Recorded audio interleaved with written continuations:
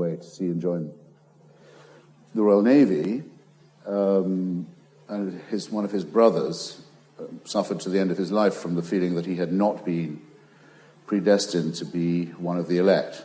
You have to wonder if your election is sure and certain all your life. George Eliot writes very well about this. And that can be misery.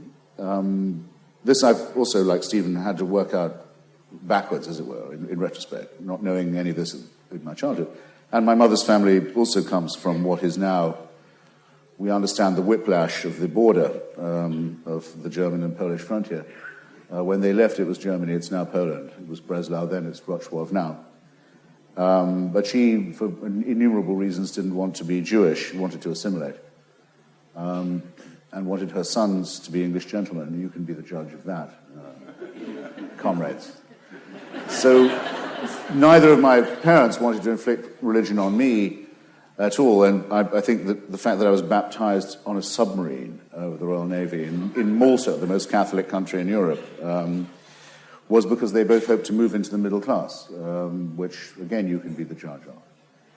So nothing was inflicted on me. I have nothing to rebel against in that way, no grudge against it at all, and no grudge even about being forced to go to Bible, as you say, scripture, very well put, classes at school.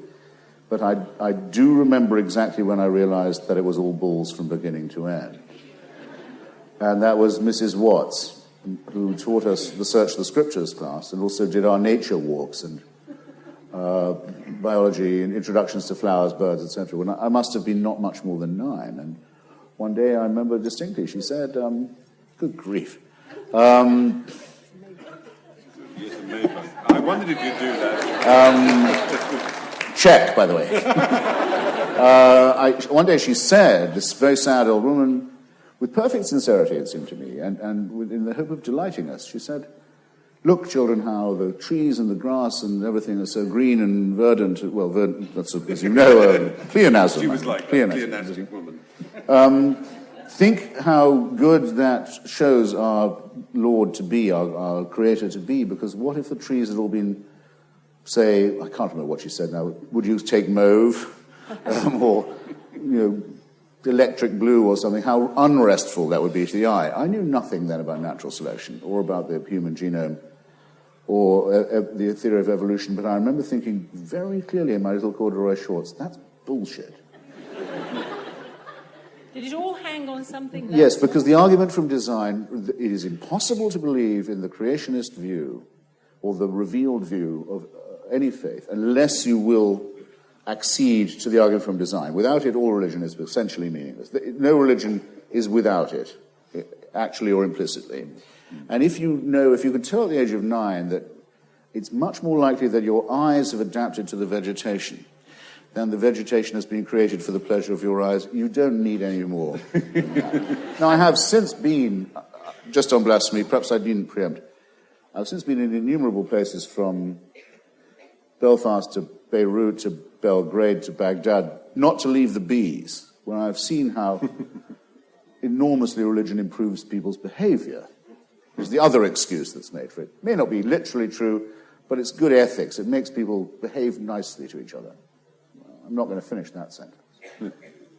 Bosnia, Baghdad, Baluchistan, Basra. Batam. Yeah, yes. you do it. Shall we move to C? Yeah. Come on. With people of faith, in my feeling, there's nothing to talk about. And so I wish it was true that we had a true believer here, because obviously it sounds a bit complacent for me to say this, but I have exposed myself to the argument a good deal. I have it with myself a good deal of the time. I'm perfectly certain that I'm right, and therefore, but even if I was completely wrong, utterly wrong, and there was revealed truth, and we were designed by a benevolent creator, who took a benevolent, everyday interest in all our actions and supervised us from the cradle to the grave and beyond. In other words, if we had the great luck to live in a celestial North Korea. Why people want this, I don't know. I'm an anti-theist, not an atheist. Suppose it was true, there would still be no case for a blasphemy law. Because the important thing would be, the essential thing, in fact, and it would be true if one believed it, would be the right of people to say that they don't think it's true at all. So I think the case, we could in fact Yes, adjourn. knock on. No, you're not getting away No. that easily. What I therefore want to But while I'm ask- profaning, I may as well do the whole fucking thing. Christopher, what I want... Paul Yes, thing. no, Let no. him go. Off you pop, darling. Bye-bye. Another of God's creatures. What I want you to know, if we're going to have to deal with people who are religious in this world, Which we are. devout people, and perhaps there might be some in the audience who will speak to their faith, do you know what it is to have a religious impulse? Can you understand that? Have you ever experienced it? Or is it simply weird, somewhere else, I don't need to bother? You must, through your reading, have had insight into it. I've met people I consider to be morally superior to myself. No, that's not the question. I'm talking about the spirituality No. within yourself. Well, I'd be forced to think about it, let's say, by my booming. I'd be forced to confront it by meeting people morally superior to myself, and braver than myself, who live in terrible countries or very dangerous situations and do and witness in a wonderful way for the rights of others and are self-sacrificing. I don't mean the Mother Teresa racketeers and frauds. I mean people who really do it, and not the proselytizers. When they say their religion, that religion is their motivation, I'm obliged to agree with that, or to respect it, and I do. I don't myself have any hope about death or any fear about it. Consider myself to be as subject to the laws of biology as everybody else. And I may be lucky in another way. I think I may have been born without whatever gene it might turn out to be. As with Mrs. Watts, I thought, no. So who here has read Gary Wills, the historian in America? That's sad in a way. He's a very brilliant American historian. He wrote a fantastic biography of Ronald Reagan. He's written a great study of the founding of the country called Imagining America. He used to work for William Buckley's National Review. Liberation theology by black Americans in his mid-30s made him transition from reactionary Christianity to what he would call liberal Christianity. He's a very serious Augustinian.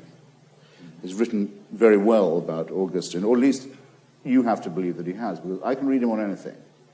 I've debated with him, I've learned from him, I've learned more from disagreeing with him than agreeing with him. He's a real scholar. When he writes on Augustine, it's white noise to me. White noise. I learn nothing from what he says. First, we must understand that the Bishop of Hippo was above all a man of intense inward spirituality. I said, what are you talking about? What are you talking about? You can't know it. You couldn't prove it. You don't write like this when you're making sense.